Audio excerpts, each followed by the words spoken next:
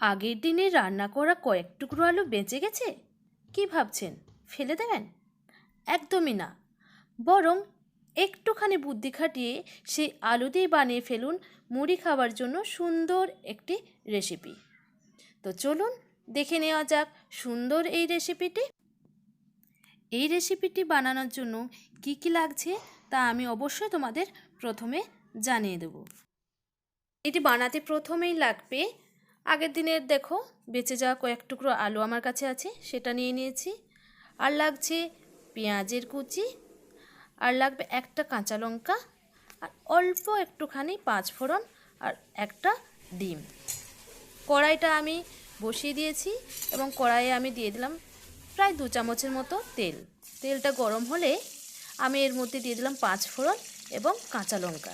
তোমরা চাইলে কাঁচা লঙ্কাটা চিরেও দিতে পারো, কিন্তু যেহেতু আমার মেয়ে খুবই ছোট, ঝাল খেতে পারবে না, তাই আমি কাঁচা লঙ্কাটা চিরে দিলাম না। এবার এর মধ্যে দিয়ে দিলাম পেঁয়াজের কুচি। পেঁয়াজ কুচিটা দেওয়ার পর একটু সুন্দর করে ভেজে নিতে হবে। খুব বেশি লাল নয়, আবার খুব বেশি কাঁচাও নয়, জাস্ট একটু ভাজা ভাজা করে নিতে হবে। তো দেখো এইভাবে ঠিক ভেজে নিতে হবে। আমার পেঁয়াজটা ভাজা হয়ে গেছে। এবার আমি এর মধ্যে দিয়ে দিলাম আলু। আগের দিনের রাতের আলু বেঁচে ছিল, সেটাই আমি দিয়ে দিলাম এবং আলুটাকেও পেঁয়াজের মধ্যে খুব ভালোভাবে ভেজে নিতে হবে। দেখো আমার আলুটা ভাজা হয়ে গেছে। তখন আমি এর মধ্যে দিয়ে দিলাম ডিমটা। ডিমটা দেওয়ার সঙ্গে সঙ্গে না নেড়ে কয়েক সেকেন্ড পরে যদি নাড়া হয় তাহলে ডিমটা একটু হয়তো খুব বেশি গুঁড়ো গুঁড়ো হয়ে যাবে না বা মাখো মাখো হয়ে যাবে না, ডিমটা একটু গোটা গোটা থাকে, খেতেও ভালো হয়। তাই কয়েক সেকেন্ড পর তোমরা ডিমটাকে আলুর সঙ্গে ভালোভাবে মিশিয়ে নাড়াচাড়া করে নেবে।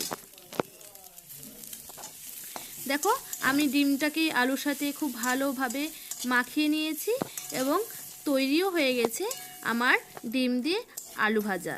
এটা মুড়ি দিয়ে খেতে জাস্ট অসাধারণ লাগে। তোমরা একবার বাড়িতে ট্রাই করো এবং আমাকে কমেন্ট করে জানাও যে এই আলু ভাজাটা খেতে তোমাদের কেমন লেগেছে।